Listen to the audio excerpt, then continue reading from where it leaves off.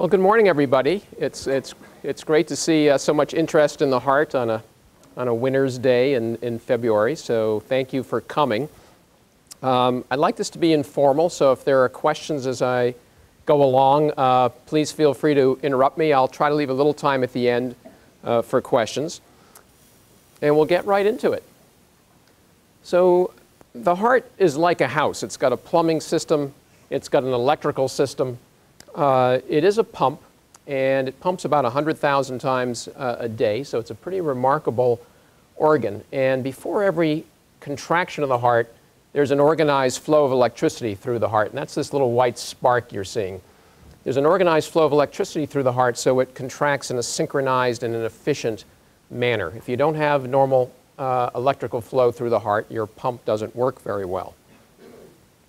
And we'll just review some of this cardiac anatomy very briefly. The names aren't all that important, but deoxygenated blood comes back from the periphery of the body. It's been stripped of oxygen by the tissues who require it for metabolism.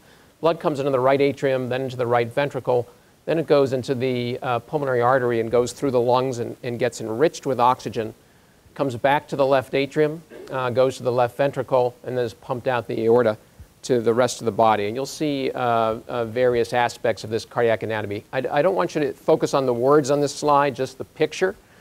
Here's some of the plumbing of the heart. There's arteries and veins on the outside of the heart. They give off branches that dive into the heart muscle. This is the right atrium, the right atrial appendage. Blood comes into the right atrium through the tricuspid valve to the right ventricle, through the pulmonic valve to the pulmonary artery, back to the left atrium through the mitral valve, and out the aortic valve to the rest of the body. This little green tracing here is an EKG. It's a reflection of the heart's electrical activity on the surface of the chest. It's the voltage that the heart is generating through this flow of electricity before every heartbeat. And it's measured in thousandths of a volt. And again, we'll just get some other looks at the heart here. Again, the heart's not really blue on the venous side and red on the arterial side. This is just for illustrative purposes. It looks pretty much all red when you take a peek in the chest. These little things are called the atrial appendages. Used to be called the auricles. So you have one in the right atrium, one in the left atrium, and this is where blood clots form in atrial fibrillation, which is the most common heart rhythm disturbance that patients get. Is atrial fibrillation. You get a little blood clot in the left atrium. That's a problem because the left atrium leads to the left ventricle. Left ventricle pumps blood through the aorta, and these arteries go to the brain. So that's how you can have a stroke in atrial fibrillation. Again, it shows the plumbing system of the heart on the outside. So the heart's spark plug, so to speak, is called the sinus node or the sinoatrial node, and it's high up in the right atrium, and it keeps the heart beating at between 60 and 100 beats per minute at rest. And then it connects to other portions of the heart's electrical system, and this goes to every heart muscle cell, so it will contract in an organized fashion. And again, just another picture of this. The yellow sparks is the flow of electrical activity to the heart before every one of these heartbeats. And again, just another look at some of the valves where we've been talking about the right atrium and the left atrium on top, right ventricle here, left ventricle here, tricuspid valve in between the right atrium and right ventricle, mitral valve in between the left atrium and left ventricle. This is the aortic valve. This is the pulmonic valve. The right ventricle goes to the pulmonary artery, pumps blood through the lungs. It comes back into the left atrium full of oxygen, is pumped out through the aorta to the rest of the body. So these are various types of heart rhythm problems. You can have tachycardia, by which we mean fast heartbeat problems, defined as anything from about 100 to 300 beats per minute. It can come from the upper chambers. It can come from the lower chambers. You can also have bradycardia, or slow heartbeat problems, which is generally defined as a heart rate under 60 beats a minute. And some people have these premature beats. These are beats that sort of jump in early before the sinus node fires. And it's not a sustained, rapid, or slow heartbeat problem, but because it interrupts the normal rhythm, sometimes patients can feel these. About 1 out of 10 patients is unlucky enough to feel these premature beats. It causes thumps and pauses in the rhythm, and sometimes other symptoms. So that, in a nutshell, are the various types of heart rhythm problems. And these symptoms are not specific for heart rhythm disorders, but these are the symptoms we see with heart rhythm disorders: palpitations, unusual pounding in the chest, either too fast or too hard, or both. Chest or neck discomfort. Some of these premature beats, people feel them as a fullness in the neck. You can be short of breath. You can faint or have a near fainting spell. You can have a stroke if your heart rhythm problem is atrial fibrillation and you develop that clot in the left atrial appendage. And the ultimate heart rhythm problem is sudden death, which is a great way to go if it's your time, but if it's not your time, you're robbed of some lifespan. So how do we diagnose heart rhythm problems? Well, the standard 12-lead EKG, you've probably all had one. That gives us 10 seconds of data. Heart rhythm problems are sporadic, so sometimes we need to do more prolonged monitoring. We have various types of ambulatory EKG monitors that non-invasively record the heart rhythm for up to a couple months. For very sporadic problems that we really want to capture, we can inject a little monitor under the skin that gives us 3 years worth of EKG information to really try to capture rare fainting spells or rare heart rhythm problems. We can put catheters in the heart and directly record the electrical activity of the heart. That gives us information right away. And sometimes we'll do a stress test. If somebody has exercise-induced arrhythmias or exercise-induced symptoms, we'll do a stress test. These are some various monitors. The Holter monitor, named after Dr. Holter, is the oldest. It gives us about 48 hours worth of data. A couple 100,000 heartbeats are analyzed by a technician with the help of a computer. These newer devices you can wear for a month or two. They're called event recorders or loop recorders. If you have a symptom, you can activate it, and then you can transmit this trans-telephonically. Our newest monitors are just patches. We've eliminated the wires. We have some new monitors that are just a little patch right over here. You can shower with them, and we can get about 2 to 4 weeks of data with those. And this is the implantable loop recorder, which is very small, in which we basically inject under the skin and gives us about 3 years worth of EKG data. And I tell patients that this is the simplest surgery the medical center performs after pimple removal, and I'm quite serious about that. So this is a catheter. A catheter is a piece of plastic. In our case, we have electrodes on the end of it, so we can pace and record on the inside of the heart. This is the right atrium. This is the sinus node. We can pace and record near the sinus node. This is the rest of the heart's electrical system. We can put a variety of catheters in to diagnose slow and fast heart rhythm problems. And then there's a whole field of interventional electrophysiology called ablation. Ablation means to destroy. And if you have a localized rapid heartbeat problem, we can sometimes zap that little area, destroy that little muscle, with an electrode, a little bit of that heart muscle where the rapid heartbeat comes from, and we can cure or improve certain rapid heartbeat problems, actually most rapid heartbeat problems. So how do we treat these heart rhythm disorders? Well, healthy lifestyle measures are key, and you're going to hear today about diet and exercise. On the arrhythmia front, too much caffeine and too much alcohol can cause various heart rhythm problems. I don't need to talk to you about smoking cessation. Some of these heart rhythm problems we can treat with medications. In fact, the majority of patients are treated with medications who have premature beats or certain rapid heartbeats. We've talked about ablation, where we try to destroy little heart tissue that's making the heart race. For slow heartbeat problems, we implant pacemakers. And implantable cardioverter defibrillators, or ICDs, are a little fancier than pacemakers. They can shock the heart back to normal for life-threatening heart rhythm problems. And an ICD is also a pacemaker. So a pacemaker is not a defibrillator. It only treats slow heartbeat problems. But a defibrillator is a pacemaker. It treats slow heartbeat problems and has the added capability of being able to treat life-threatening heart rhythm problems. That's the ICD, or the implantable cardioverter defibrillator. So this is just another look at what a pacemaker looks like. Again, you see the right atrium, the right ventricle, left atrium, left atrial appendage, the aorta. The left ventricle, when you look right into the chest, is to the left and around the back of the heart. And this heart's being driven by a pacemaker. This is the pulse generator, and these are the electrodes that go across the tricuspid valve into the right ventricle, one of them, and one goes into the right atrium. So a pacemaker in this titanium case that was up here is electronics and battery, and it's attached to up to 3 electrodes that go inside the heart. And these electrodes feed back electrical information to the microprocessor or the brain of the pacemaker or the defibrillator.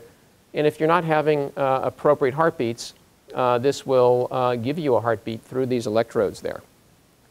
And these are what these electrodes look like. At the tip where it goes into the heart, we prefer most of the time using an electrode that has an extendable, retractable screw, so it actually screws into the heart muscle. On the other end is the connector that connects to that metal case that sits under the collarbone. This connects to the pulse generator, that titanium case that has the battery and the electronics in it. And a close-up of these electrodes show that there's at least there's typically 1 or more conductors separated by various levels of insulation.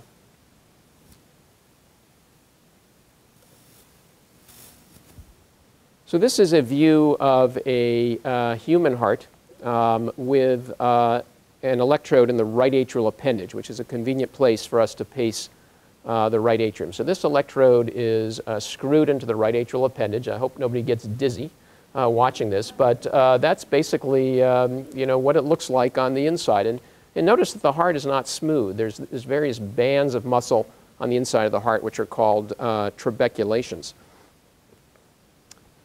Now this is this is just a picture of what these electrodes look like on X-ray, or I'll show you that in a moment. This is a catheter.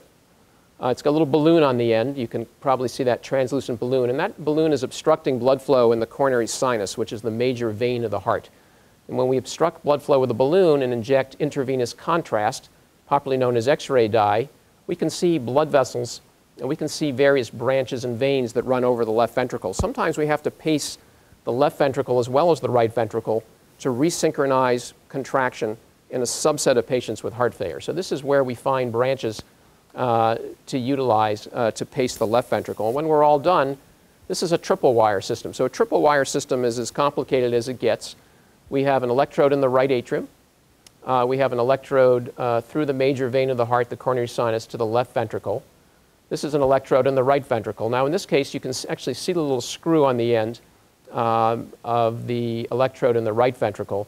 These have a different mechanism at the end. They don't have screws on the end. This one has little plastic whiskers that sort of catch those ridges, those trabeculations, those muscle bundles on the inside of the heart. Every time the atria contracts, this thing moves. This is the left portion of the diaphragm. You see the spine here. These are sutures. This patient's had open heart surgery before, so the sternum has been split in order to operate on the heart, and these wires show up on your X-ray for the rest of your life. Your battle scars of having a sternotomy, an incision through the sternum or the breastbone. Do they let loose at all? Do the electrodes move? Over time, the body scars them into place. So early on, they can move, and we tell patients that overnight, maybe 1 or 2% of the time, these electrodes will move. And so when we implant these electrodes, we actually hold patients breakfast the next morning in case we have to reposition it surgically. And we tell patients for the first several weeks after a pacemaker or defibrillator, be careful with your arm. Try not to do any crazy stuff because you may put a little tension on the wires and they may dislodge and we have to go in surgically and put them back. But after about 6 months, they never move. The body scars them into place. So this is, again, just a cutaway of what a defibrillator pulse generator looks like. When we do a battery change, that's kind of a loose term. We're actually removing this whole pulse generator, and it has both a battery in it as well as electronics. And this titanium case is bigger for a defibrillator because a defibrillator needs capacitors to deliver a high voltage shock. So again, we put these electrodes in a vein underneath the collarbone, typically on the left side of the body.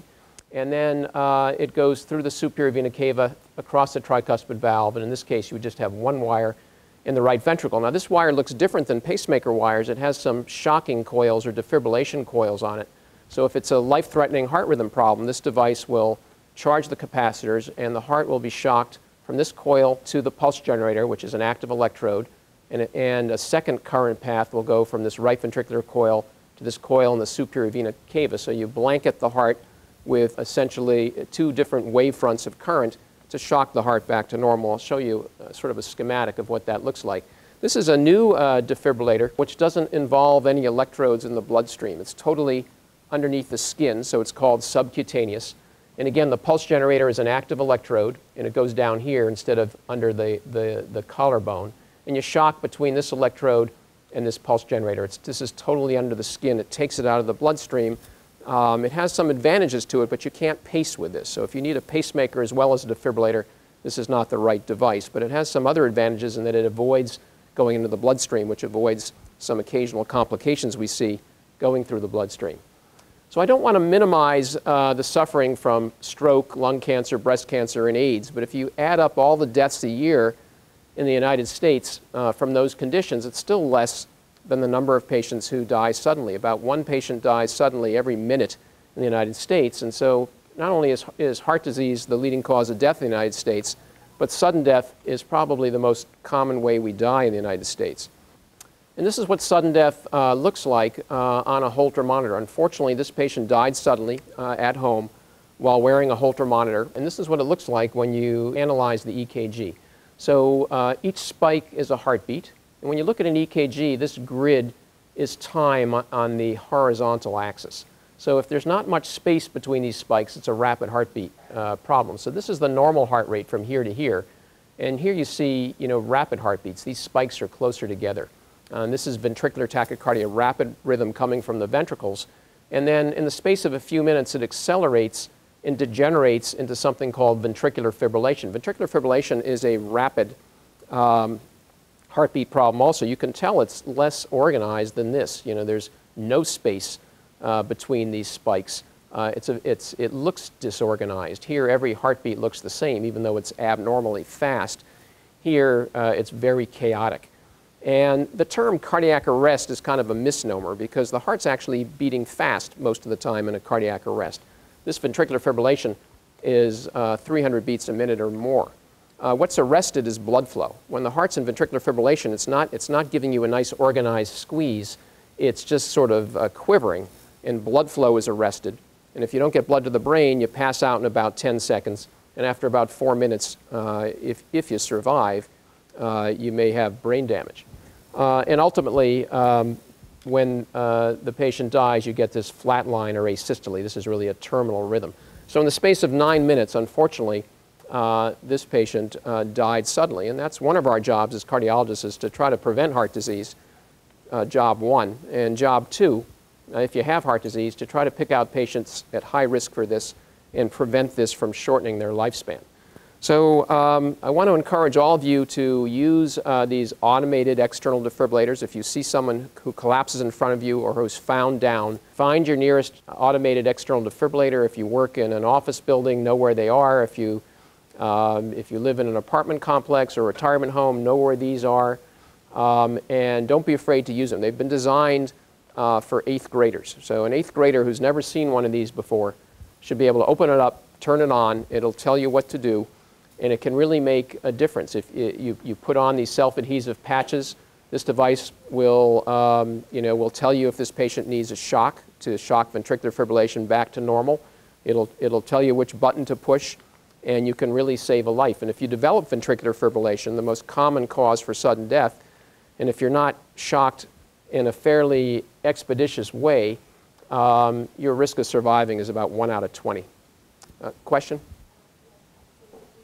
Defibrillators that are implanted that are these safe to use as well? They are. One of the rules of thumb is if you have if you know a patient has an implanted defibrillator and they're found down, you still use this device, because occasionally implantable defibrillators don't work, and maybe there's a fracture of the electrode or something. So whether it's the hospital or outside of the hospital, if somebody has a cardiac arrest and somebody says, wait, they have an implanted defibrillator, just ignore that. You treat them like there's nothing implanted. So this is what ventricular fibrillation looks like. It's a cardiac arrest because blood flow is arrested. That little white spark was a shock from the defibrillator. And this patient is going to go back into ventricular fibrillation. This is a nice organized squeeze, and now this is ventricular fibrillation. The heart's going 300 beats a minute, just quivering. Blood flow is arrested. This defibrillator can detect ventricular fibrillation within about 6 or 7 seconds and terminate it a couple seconds later. And again, these electrodes go through a vein underneath the collarbone or the clavicle, through the superior vena cava, into the right atrium. This is a double wire system. One is in the right atrium, one is in the right ventricle. And these devices, pacemakers and defibrillators, are programmable. We have these machines called programmers. We wheel them to the bedside, or we use them in clinic, and we can change the settings. We can interrogate the device. It's a great monitoring device. These devices, they're implanted monitors. They'll record abnormally rapid rhythms for us. If a patient gets a shock, we can see if it's an appropriate shock or an inappropriate shock.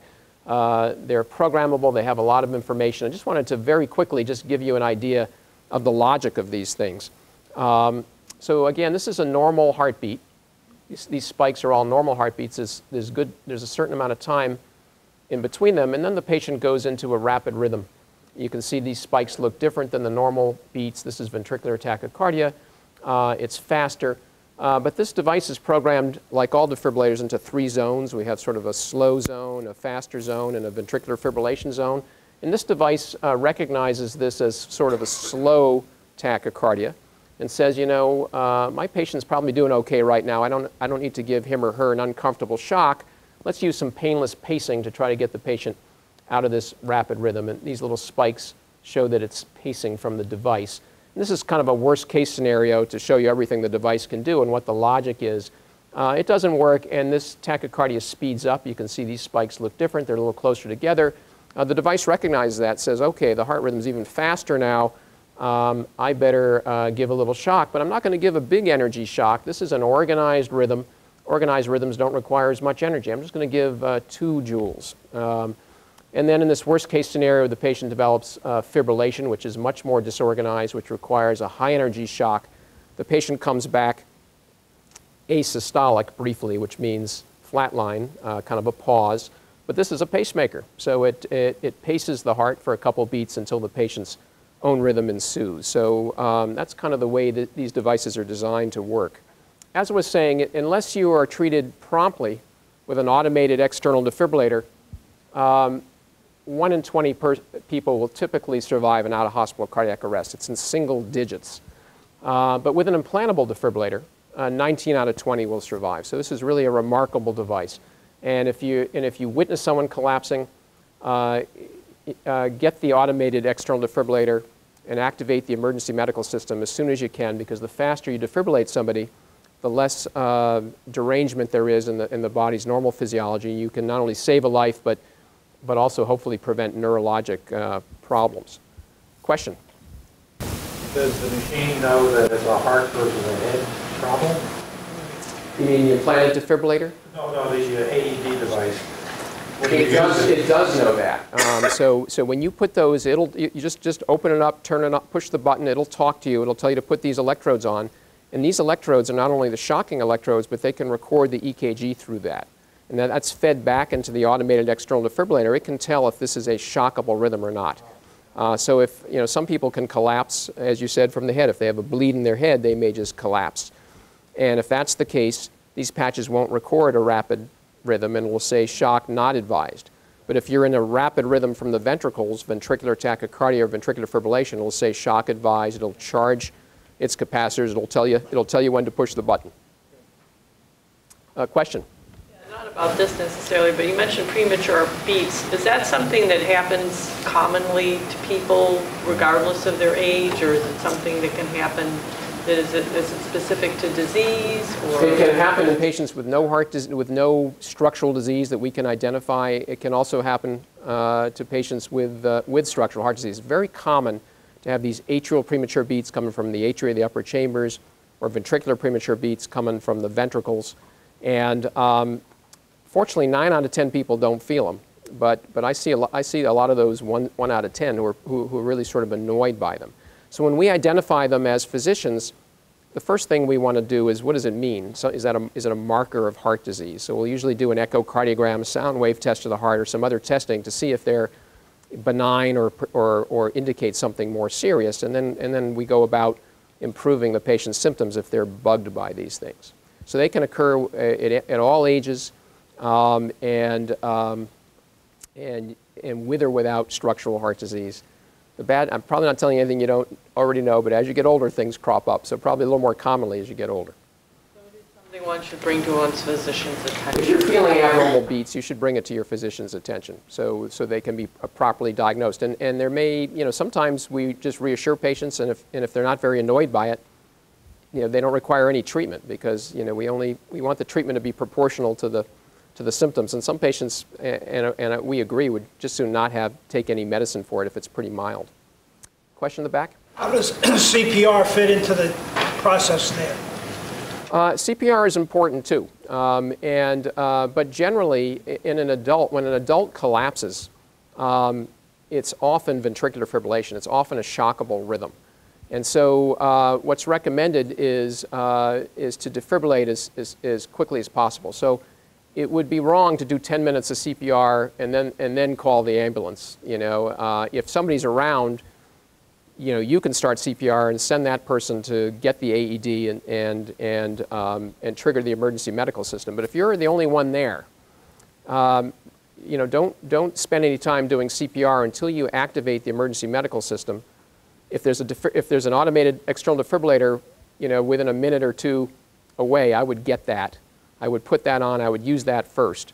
If there isn't an AED, once you activate the emergency medical system, because they'll come with one, then start CPR. So this is the first step is really to try to get that defibrillator there because time is ticking, and after about 4 minutes, even if you resuscitate the patient, there may be some neurologic problems. The brain's very sensitive to the lack of blood flow, and during a cardiac arrest, there's no blood flow. The brain's not getting enough oxygen. Question? Yeah, could you comment on cardioversion and how that is done?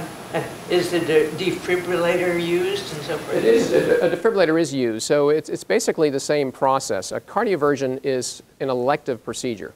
Usually, and it's not in an emergency setting. It's not like for ventricular fibrillation, but it's the same process. We put a couple electrodes on, we sedate patients or anesthetize them, and then shock the rhythm back to normal. So it's most commonly performed for atrial fibrillation, which is the most common heart rhythm problem people get. If you live long enough, 1 out of 4 people will develop AFib.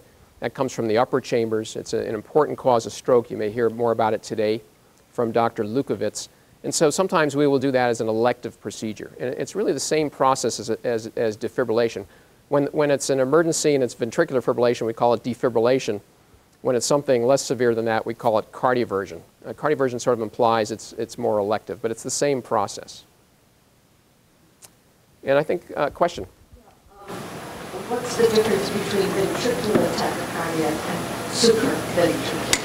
So tachycardia means rapid heartbeat problem, and those can either come from the ventricles or the atria. So when it comes from the atria, sometimes it's called atrial tachycardia, but there's lots of different types of rapid rhythms that involve the atria, the upper chambers. So the generic term for a bunch of disorders is called supraventricular tachycardia. Supra is Latin for above, so you're above the ventricles. What's above the ventricles? The atria. So supraventricular tachycardias involve the atria, the right atrium or left atrium, and ventricular tachycardia involves the ventricles, either the right ventricle or the left ventricle. I had an ablation here 10 years ago, and it was a wonderful situation. Well, great. It prevented a lot. I'm glad to hear that. She's not a plant, ladies and gentlemen. This was totally spontaneous. I'm glad you're doing well. I was in the emergency room all the time, and they said, you've got to get an ablation, and I said, no. Finally, I haven't had any problems. Well, it's good to see you doing so well. Thank you. So I'm pretty much done with the slides. I just want to point out that we can monitor pacemakers and defibrillators remotely. The newer devices are wireless, so you don't even have to use this little wand. You just get near your home monitor. It'll wirelessly transmit any electrical faults or any data that we're interested in. And that's pretty much all I wanted to say. Just a summary. In summary, we've talked about rapid heartbeats, problems. They can come from the upper chambers or the lower chambers. They're treated with medicine or ablation or sometimes defibrillators. Slow heartbeat problems, the most reliable treatment is a pacemaker. Medicines don't work that well, so usually patients get pacemakers. Premature beats are treated predominantly with medications if they need treatment. Sometimes we target them with ablation. Well, thank you for your attention and enjoy your day.